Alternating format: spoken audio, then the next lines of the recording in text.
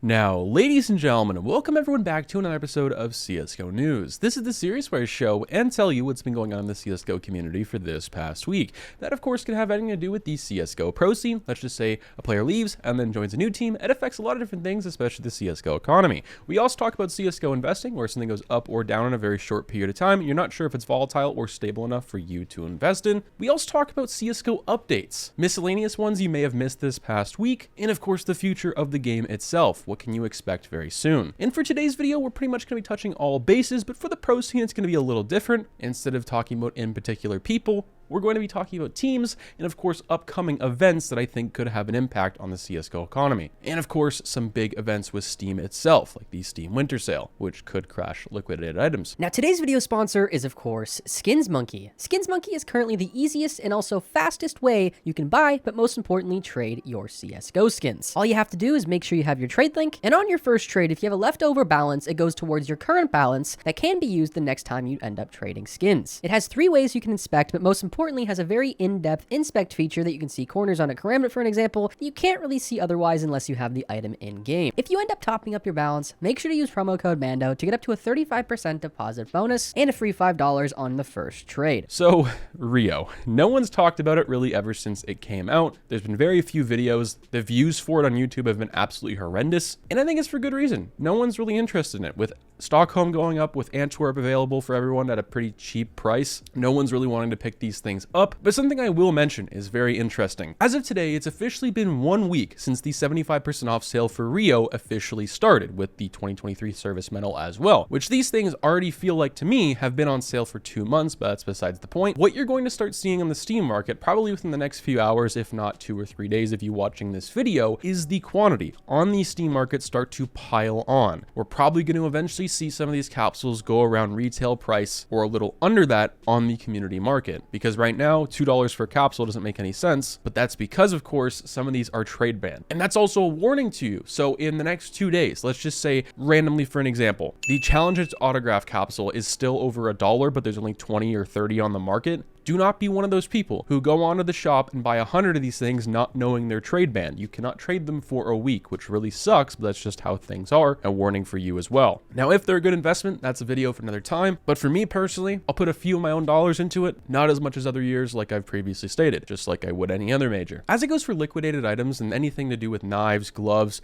kind of skin oriented, hasn't really gone up this past 2 weeks-ish. We haven't seen any big movements. I'm not sure the reasoning behind that. I don't think they're going to fall. It's just they haven't gone up anymore, which is not always a bad thing either. Sometimes you have to have this before they go up even more. That's just for the majority of items, not everything as well. Now, Stockholm 2021, this being the capsules, the hollows, and even patches. These have been getting insane hype, and while it's actually taken me 2 or 3 days to notice that these prices have gone up so much. I thought they were only at $2 or $3 still, but I have been heavily wrong. On the Steam market, the Challenger's capsule is now $4.18, which is the most we've ever seen it. Also, one of the lowest quantities we've ever seen it at this as well. It's now officially under 1,000, which is pretty crazy, and these things probably would go by pretty fast if people were getting a lot of hype around them. As it goes for the hollows, they're kind of following suit as well. You have these 5 top dogs, the Mouse Hollow, Movie Star Raiders, the Pain Gaming, Virtus Pro, and Copenhagen Flames.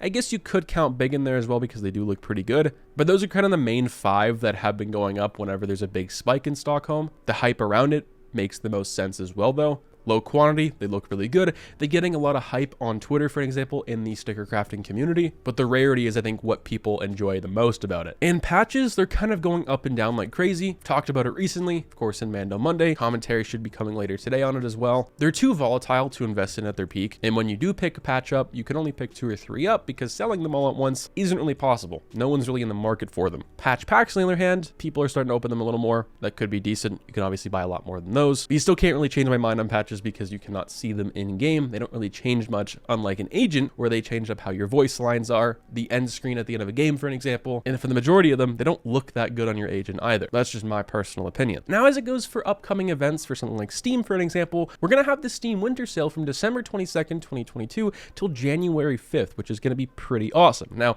if you guys are new to the scene or haven't been on Steam for very long, every year Steam has a bunch of events like the Summer Sale and the Winter Sale. The Winter Sale is pretty much like the Summer Sale, has a bunch bunch of games like 50% off. You can buy the entire Valve collection, every game they've made, for like 20 or 30 bucks, which is pretty cool. But with this, with games being so cheap, people tend to sell CSGO skins on the market because you can use that currency, your Steam balance, to buy more games. So I wouldn't be too surprised if we see certain liquidated items like AK Redlines, some cases go down in price, but besides that, nothing really too much. I wouldn't expect Stockholm or even Rio to go down too much just because they're not too much liquidated. Now, as it goes for Pro Play, and then I want to go into updates later this week. So Katowice 2023 has officially been decided. Now, this is going to be from January 31st to February 12th of 2023, right before the Blast Major, of course, in Paris, which is pretty cool. This is going to be a big warm-up for a lot of players. All the teams have officially been announced, which I might do a video on later this week. This isn't that big of a deal, but it is $1 million tournament, so it is pretty big. It's probably going to have a lot of viewers as well. In my opinion, it should be a major, but of course it's not. This may even have better quality than what we'll see at the Blast Major, but I'm not sure. Last up for Pro Play is G2 sweep Liquid to claim the Blast Premier World title. So they have won the last event of CSGO of 2022, and that's pretty crazy considering they didn't qualify for the Rio Major when they have Monacy, one of the best oppers, if not one of the best players in the world, especially for his age,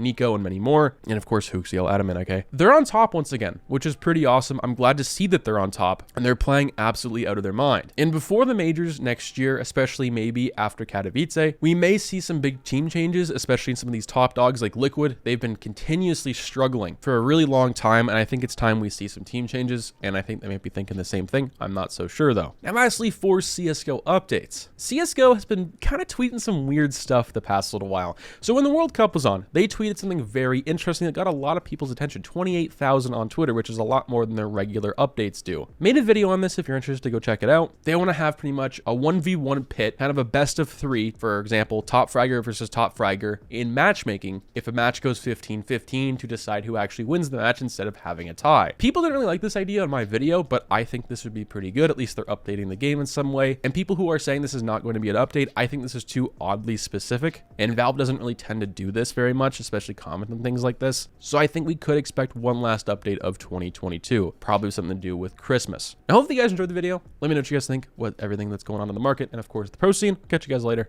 Peace.